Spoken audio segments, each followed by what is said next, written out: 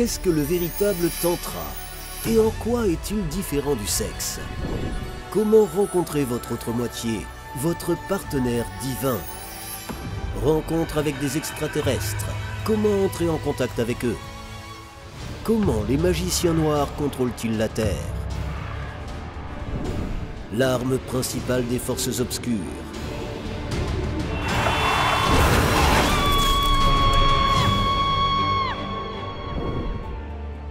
Comment faire face aux difficultés de la vie? L'éveil des capacités cachées et la découverte des lois supérieures de l'univers. Méthode de réalisation de tout désir. Éco-village et l'espace d'amour. L'ancienne cérémonie de mariage païenne et la conception au lieu du pouvoir. Quel mariage est concevable afin d'avoir une vie conjugale heureuse? Vous allez trouver les réponses à toutes ces questions dans le nouveau dessin animé Une histoire d'amour. Ici, vous avez tout ce dont vous cherchiez depuis longtemps.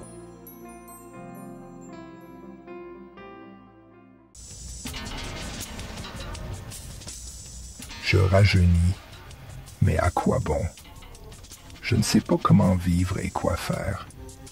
On m'a appris à travailler comme un castor sauvage et à subvenir aux besoins de ma famille. Mais ce n'est pas le but de la vie. En quoi suis-je meilleur qu'une bête? Oui, tu as raison, vieil homme. Les gens n'ont pas de véritable culture. Ils ne savent pas pourquoi ils vivent. Ils ne savent même pas ce que signifie le mot culture. Elle se compose de 3 éléments. Culte, et ra. C'est-à-dire cultiver uniquement les qualités que Dieu possède. C'est-à-dire Ra, le dieu principal de l'Égypte, le dieu du soleil, ou plus simplement le culte de la lumière spirituelle. Qu'est-ce que ce culte? Chacun possède une étincelle de Dieu, une partie de Dieu. Plus précisément, vous êtes cette particule de Dieu à l'état embryonnaire. Atman, cet esprit.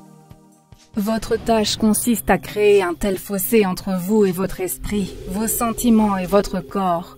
Mais il est difficile d'y parvenir, et le premier pas sur ce chemin est de faire en sorte que l'étincelle allume une flamme d'amour, de grâce, de compassion, de repentir, de joie, de bonheur et d'autres émotions supérieures. La culture, c'est-à-dire les chansons, les poèmes, la littérature, la musique, le théâtre, les temples, l'adoration du divin, devrait servir à leur éveil. Les émotions sublimes ne viennent pas d'elles-mêmes. Elles doivent être cultivées à l'aide d'œuvres d'art, de la religion, de pratiques spirituelles, de la fusion avec la nature. Dans les livres et les films, le protagoniste est offensé, envieux, vengeur, effrayé, jaloux, avide, possessif, égoïste. Cette attitude est souvent justifiée par la lutte pour la justice, la guerre contre le mal, etc. Naturellement, une personne élevée dans une telle culture, au lieu d'éprouver des émotions sublimes et d'éveiller le moi divin, devient l'incarnation de qualités et de pensées négatives.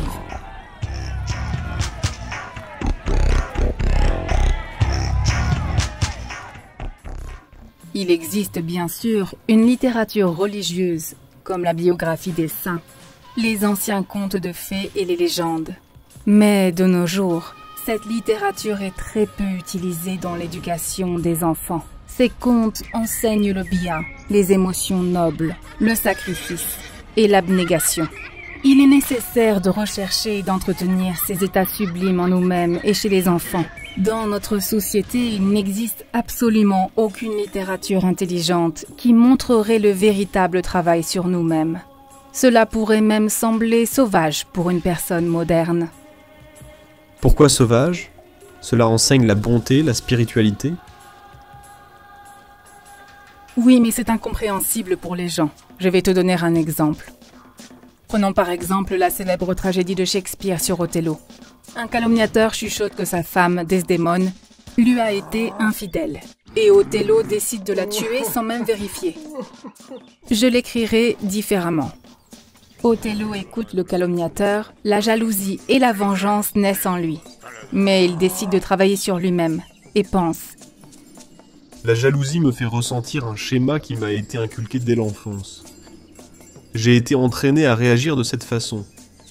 Mais je ne veux pas être la marionnette des stéréotypes d'une société malade. Je veux me débarrasser de mon égoïsme et regarder la situation d'un point de vue amoureux.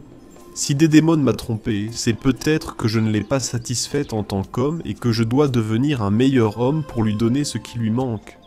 Peut-être que je ne lui ai pas offert assez de cadeaux, que je ne lui ai pas donné assez d'attention, que je ne l'ai pas choyé, que je ne lui ai pas dit que je l'aimais. Je dois me corriger, me reprendre, m'améliorer.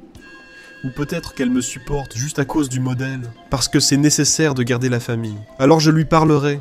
Si c'est difficile pour elle d'être avec moi, alors peut-être que c'est mieux de divorcer. Pourquoi se forcerait-elle à jouer le rôle d'épouse si elle ne le veut pas? Parce que je l'aime, et que je veux qu'elle soit heureuse. Et je ferai n'importe quoi pour la rendre heureuse, la laisser sortir avec cet homme, si c'est ce qu'elle veut, qu'il se marie. Je les aiderai même à le faire, j'organiserai le mariage. Mais l'essentiel est de lui parler gentiment, de savoir ce qu'elle veut, ce qui la préoccupe.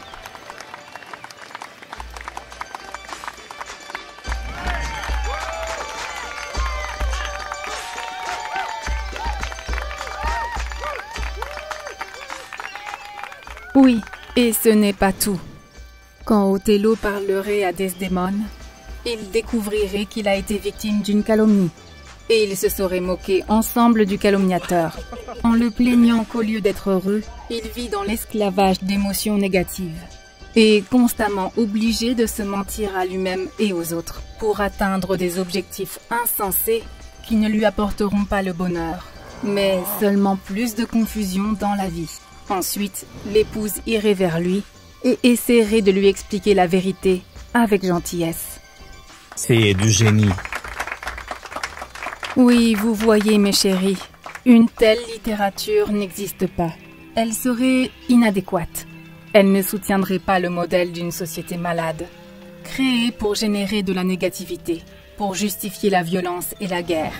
Après tout, ces stéréotypes ont été créés par d'obscurs démons pour se nourrir de la souffrance des gens. Et toutes les œuvres de cette culture leur appartiennent désormais et servent leurs objectifs. C'est pourquoi nous devons faire revivre l'ancienne culture et créer une nouvelle culture moderne basée sur les principes de l'amour et de la perfection. C'est alors que toute la société pourra changer, car c'est la culture, c'est-à-dire les films, les livres, la télévision, la radio, les émissions de variété, qui crée la vision du monde de l'homme, lui apprend à réagir à la vie d'une manière ou d'une autre, à se percevoir dans le monde d'une certaine façon, et éduque pratiquement l'âme humaine. Après ces paroles de Prajna, le vieil homme se mit à sangloter sans retenue. Que se passe-t-il, Ivanitch? J'ai réalisé que j'avais vécu toute ma vie pour rien, que j'avais été pris pour un imbécile et qu'il me restait si peu de temps et d'énergie pour changer et atteindre la perfection. Au lieu de cela, il nous montre des mensonges, nous enseigne la négativité et le mal, nous assomment avec des programmes et des séries stupides qui nous rendent malades. Combien de temps allons-nous endurer les machinations du diable? Je pourrais vivre comme des millions de personnes et ne même pas connaître la vérité. Oui, tu as raison, vieil homme. Mais nous vivons une époque nouvelle. Le destin de la Terre ne dépend que de nous, de ceux qui ont appris la vérité. Nous devons la réaliser en nous-mêmes et la porter à tous les peuples de la Terre avant qu'il ne soit trop tard, avant que la fin du monde n'arrive.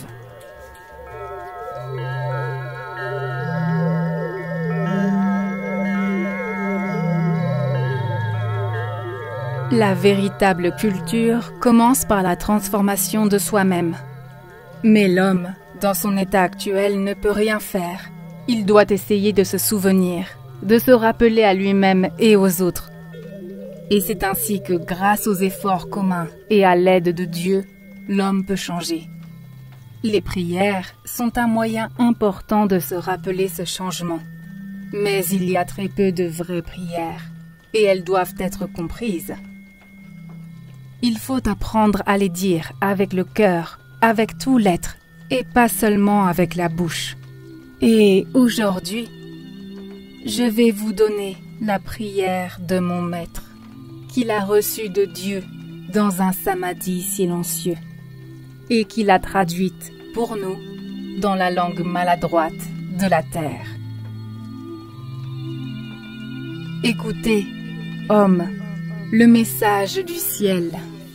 Seigneur, aide-moi à me réveiller et à ne pas m'endormir, à me voir de manière réaliste et à ne pas oublier, à me séparer de la saleté et des mensonges, à te servir et à servir les gens pour le reste de ma vie.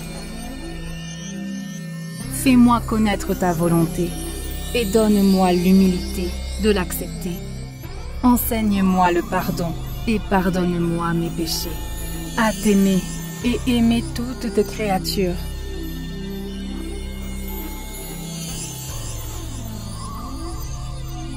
Fais que je sois à jamais dissous dans ta grâce, et qu'il en soit ainsi, à jamais, pour ta gloire et pour le bien des hommes.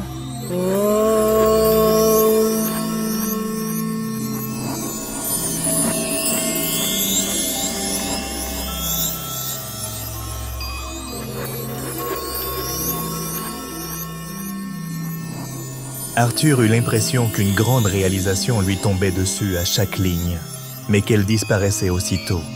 Il n'arrivait pas à s'y accrocher. Peu à peu, vous et moi, nous étudierons chaque mot de cette prière, afin que vous puissiez vous trouver dans les états dont elle parle. Il faut l'apprendre chaque jour, chaque minute. Et l'amour et la grâce de Dieu vous donneront la force de l'apprendre. Concentrez-vous donc sur les émotions sublimes. Partez d'elles, afin d'avoir l'énergie et l'humeur pour accomplir toutes les autres actions, les prières. C'est ainsi que vous atteindrez la véritable culture intérieure qui fera de vous des hommes-dieux.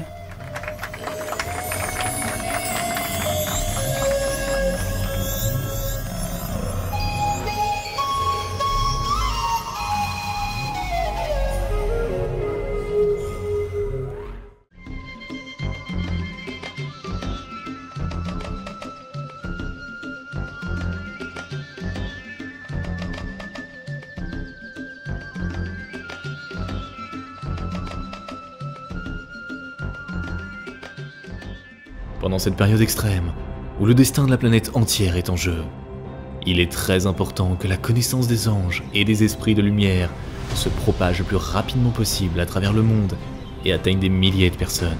De cette façon, nous pouvons changer l'avenir de toute l'humanité. Alors nous nous tournons vers toi, chère âme de lumière. Partage la connaissance concernant nos livres sages et nos films. Partage les liens vers des vidéos ou des dessins animés. Tout cela est disponible et gratuit. Invite les femmes à des pratiques individuelles, des webinaires et des séminaires, et le grand esprit de lumière t'aidera, à toi et à ta famille, en dirigeant une énorme quantité d'énergie pour réaliser tous tes désirs. Les esprits lumineux et les anges t'aideront, à toi et tes proches dans tous les domaines. Le fil de la lumière et de l'amour de ton cœur atteint le cœur des femmes en recherche. Et la création du bien, la diffusion de la connaissance de lumière dans le monde commence. Rejoins cette mission de lumière. Aide les gens et Dieu t'aidera.